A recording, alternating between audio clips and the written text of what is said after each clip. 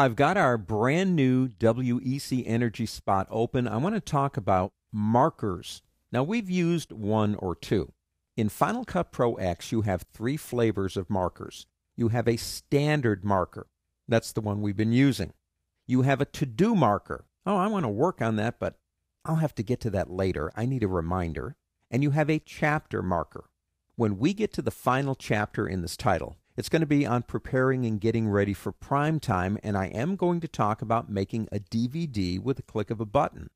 If you use chapter markers, they will be there on the DVD for people to click on to get to the various chapters in your great movie. Let's look at all 3. To make a marker, it's very easy. Let's say we come over to this clip right here.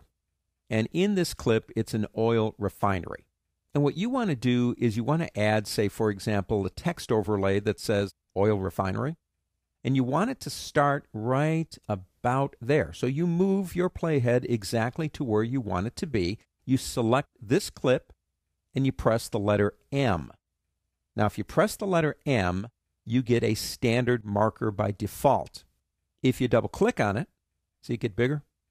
Now, here's the 3 options. It does default to a standard. And we'll type in here text overlay oil refinery and click done. Now you can have as many of these as you want. The playhead and the selection determines what they go on. Now let's come down to this here. Now factory in machines is the audio. It's loud and it's obnoxious, and we need to fix that, but we don't have time to fix it now. So we can come over to this one. It doesn't have to be in the same position, but select it. This time, press the Option key and the letter M, and it will open up the editor for you. This is a to-do, so we select here. Fix audio. It does have a completed option. Click Done. The third one is a chapter marker. So let's say, for the sake of argument, that each one of these definable clips we have is a chapter. So we come over here, and we put our cursor, say, right there. Select New Manhattan. Hold down the Option key and press the letter M. This is a chapter. This is actually Chapter 1, Manhattan. Click Done. Now something else happens when I select it. See that little circle come up right there? I can drag that to define the length of the chapter. Now let's come to this one. Select it. Put our playhead right there. Press Option M again. This is a chapter marker.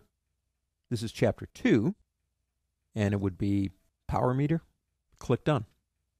Those, to me, are really important because they can help you define if you're doing a DVD. One at a time. The other ones, like the to-dos and the standard markers, just help you organize what you're doing and keep everything on schedule.